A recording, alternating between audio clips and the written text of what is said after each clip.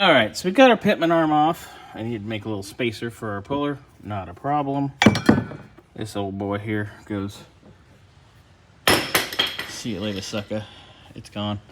All right, so I need to clean in here because this seal needs to be replaced.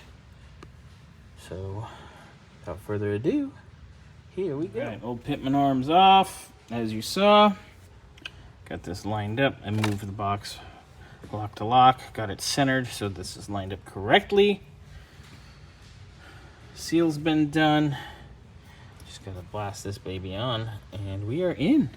And look at that, nice, new, pretty, and all clean-ish. I mean, cleaner than it was. Yeah, way better. Happy. All right, so I'll blast this on with the impact, and then Nick's gonna come and put that on. Bitchin', all done. Nick's gotta get this together. I think he's doing it tonight, I hope. Be awesome.